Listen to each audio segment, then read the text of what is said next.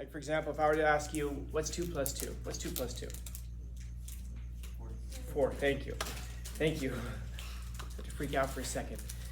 Do you know why you said 4? Because you just want to be right all the time. Yeah. Who wants to be wrong? But how do you be right all the time? Here's the best way to be right all the time. Give the right answer. Give the right answer.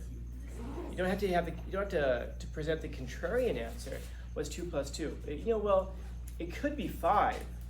Really, I mean, if you think about it, there's nothing intrinsic to the sound 2 that says it has to represent these objects. Oh my God, just 2 plus 2 is 4. You know what we're talking about. But there are those people. And so those aren't necessarily people who will have to be right all the time, because you will come across those people who just want to be contrarian and they want to win something. And if there's something that's asked like, what's 2 plus 2? Well, it's 4. You've always got at least one person who's going to say, well, actually, but we don't have to take that person seriously. And I'm sure some of you are the well, actually person. But maybe that's our fault for taking that person seriously. Well, actually, it could be, dude, 2 plus 2 is 4. And then we can prove it. Would you rather get on an airplane that was built by somebody who knows that 2 plus 2 equals 4? Or would you rather get onto an airplane that was built by somebody who said, well, actually, it can be 5? If you want to live, you'll want to get on the plane with the person who knows that 2 plus 2 equals 4. And so it isn't necessarily, I don't know, that people, want to be right, because all of us want to be right, but of course, what's the best way to be right? Get on board with the truth. Find out what it is. But a lot of times we don't even want to go through the process of becoming right and learning. We just want to win. We want to dominate. And so it doesn't really matter what the truth is. I mean, we might say, well, 2 plus 2 is 4. Well, actually, it could be 5 if you look at it this one way. Yeah, but that's not how we look at it, though.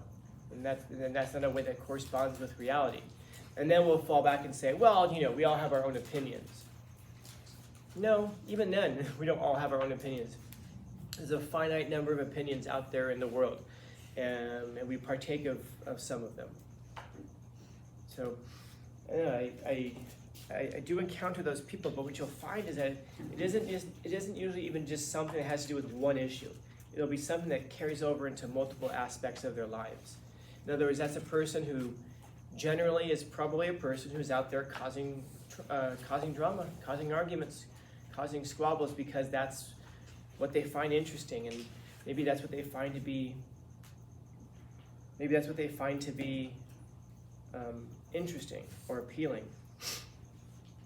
I don't know if any of you, know that person or are that person who just likes to pick fights out of nowhere. If any of you guys are that person who you'll just debate because you just like to argue. And I know those people. Interestingly enough, when I did my undergraduate degree in philosophy, when we graduated, there were only 5 of us who graduated with the degree in philosophy. Philosophy is very difficult. We used to say that if philosophy was easy, it'd be called rocket science. But philosophy is very difficult.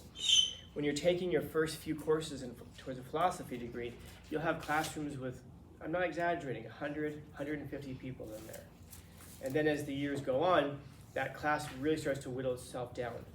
When you're at that beginning point, when you've got like 100 people in the room with you, you'll meet lots of people, and if you ask them, so why are you studying philosophy? They'll say, I just like to argue. People always told me I should be a lawyer because I like to argue. People who are lawyers don't usually argue. Very, very, very few lawyers actually argue. They're called litigators. Most lawyers, they just read contracts and reach settlements and review documents. That's what most of them do. Very few of them are actually trial attorneys. Very few of them are actual litigators who get into a courtroom and argue.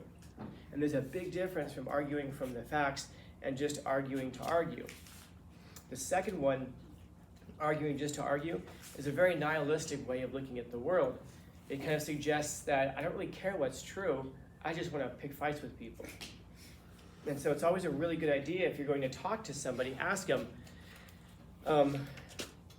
is there anything I could tell you that would change your mind about this issue? And if the answer comes back no, then just don't have the argument then, don't have the discussion, because it's not going to go anywhere. You'll find this on a lot of political issues, like if somebody is very staunchly I don't know, pro-abortion, ask them, is there anything I can tell you that would change your mind? And if they say no, then don't have the discussion. If someone is just staunchly pro-life, anti-abortion, ask them, is there anything I can tell you that would change your mind? If their answer is no, then there's no point in having a discussion. We have a lot of discussions in life that we just shouldn't have. And when you have those discussions, it just leads to more fighting and more negative feelings towards people. I'm sure some of you have heard the phrase before, you have to pick your battles. It's a good idea to do that. Because just because you disagree with somebody about something doesn't mean you have to not like them. The process of not liking the person usually comes out of a fruitless argument. You can't agree on something, and because you're not agreeing on something, you keep pushing and pushing and pushing, and eventually you start hating each other. That's where it comes from. There are certain arguments that you should have because they matter, of course, and the contexts matter as well. And there are arguments that you should have, that we should have in classrooms, because this is where you learn how to have arguments. If we're in a classroom constantly and people are saying, well, you can't talk about that, or you can't talk about abortion, you can't talk about religion, you can't talk about politics, what are we supposed to talk about? How's the weather today? I don't know, how many desks are in here? What the hell kind of arguments, what the hell kind of discussions can we have? Because the things that are worth talking about are the things that matter. And the things that matter are the things that kind of elicit our passions. They excite us. They get us angry or happy. The things that are specifically to that because they're part of us. Our views are part of us. They're the things that constitute our minds. And so the kinds of things that we should be arguing about are the things, or at least discussing. Because the more that we're discussing, hopefully the more we're learning. Like I remember last year, I think it was, the issue of abortion was big because of Supreme Court decisions. And students wanted to talk about it, but they were also afraid to talk about it because they didn't want to offend anybody. Well, then we can never come to any kind of an agreement if we never talk about stuff. Because that's how you come to agreements. You talk about things. And the way that you become enemies is you stop talking about things. The more that you're doing this, the less you're doing this. And the more you're doing this, the less you're doing this. Get into a fist fight with somebody and try to have a conversation with them during it. See how that goes for you. You can't do both at the same time. And so maybe it's worth talking about things so that we can not come to the point of hating each other. Because as Atwood is saying, war is what happens when language fails. When our language fails us, when we can no longer talk and try to sort things out, we just become enemies.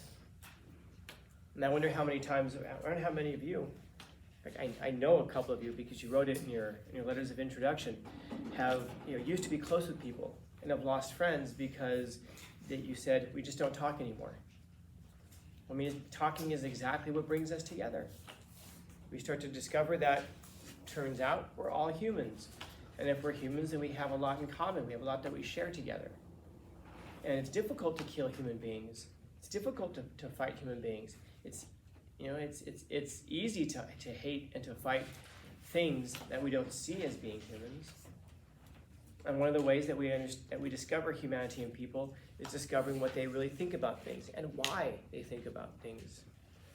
Like I was saying, I'm sure I've said it before, people, those of you who are pro-abortion, do you really think that people wake up in the morning and just say, I gotta figure out how I can control women's bodies? Do you really think that that's how anti-abortion people think? If you're anti-abortion, do you really think that pro-abortion people wake up in the morning and say, oh, I can't wait to kill some babies today? Of course not. Neither side thinks like that. But we think of the other side as thinking like that. And if you sit there and think that other side over there wants to kill babies, they know they're killing babies, I have to protect those babies. Well, I don't know, what would you do if you guys saw a baby being attacked on the street? Would you intervene and try to stop it? If so, then you can understand why anti-abortion people will protest and do what they do. And if you guys you see somebody on the street, a woman being attacked, and you feel that that it's unjust, you have the impulse to intervene and try to stop it from happening. If so, then you can understand why it is that pro-abortion people do what they do. We have to be clear about what each other's motives are, because that's the thing that makes us more human. It's when we kind of assume the motives of other people that they become less human to us. If they become less human to us, it's easy to do whatever we feel like we want to do to them. Not even what we need to do, just what we want to do to them. And so we owe it to ourselves, we owe it to everybody to refine our language. It's one of the big reasons that we do this thing that we do when we talk about these ideas and these quotes.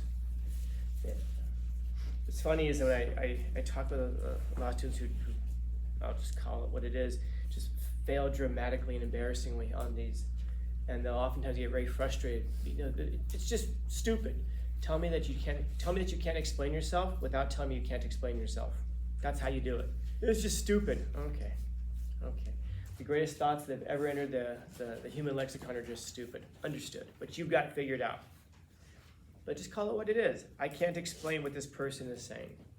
Why not? It takes practice, that's why. And that's what this is. It's practice for life. When are you ever going to have to hear what someone says and try to make sense of it? Probably every single time you talk to a human being, and especially when you talk to a human being about something that matters. Especially when you talk to a human being about something that matters. I mean, what does every bit of research in relationships tell us is the number one problem in relationships? I'm sure you all know this. Lack of communication. We don't talk. We don't communicate. And even when we do, we don't understand it. Just last night, I've got these, I guess, like one group of friends, and then this other single friend of mine, and we're all friends, but now they don't get along anymore. That's a long story short. And I have found myself kind of in the middle, and a big part of it is that the one person who used to be part of our group, he can't comprehend why the other side's upset with him. The whole reason that they're upset with him is because he hurt their feelings in a very, I won't go into it, but he hurt their feelings in a very specific way. And his thing is, when I tell him that, is, how did I hurt their feelings? Oh my God, how could they possibly say? He can't possibly understand how a person can see the world the way that they see it. And I explain it to him. I've been explaining it to him now for a month. And yesterday I was talking to him, and he's sitting there, and he just goes, nods his head, and he goes, I think I finally get it. It only took him a month to understand the very basic sentence of, you hurt their feelings. That's how they see it. I'm not saying that it's right. I'm not saying it's wrong. That's how they see it. And they see you as not caring, because essentially they feel betrayed by him. And I've told them, and their whole thing is like, yeah, we can get over it, but he won't even admit that he did it. Like, he won't even just acknowledge that we have a right to feel the way that we feel. That goes a long way, man. I was talking to someone yesterday, and they said that. If he just called, one phone call. A phone call goes a long way, man. And it does. And I know that because these are people who I've had disagreements with before. And every single time I go to them and say, hey, this is what's going on, we solve it in literally 5 minutes because we communicate. So now these two groups are not communicating. And now they sit there and say, well, it's already been a month. Why bother now? And there's nothing going to grow between them except for animosity and anger and eventually hatred. Because their language has failed. So this is one of the reasons that we owe it to ourselves to be able to communicate and to figure out what people are thinking, what they mean to say. Of course, be as precise as we possibly can. Not that it's going to change anybody. But that will be good advice for you to pass along to someone else someday, probably. Questions, comments, concerns, complaints, criticisms, critiques? More, another one. Neat. That's 2 in a row.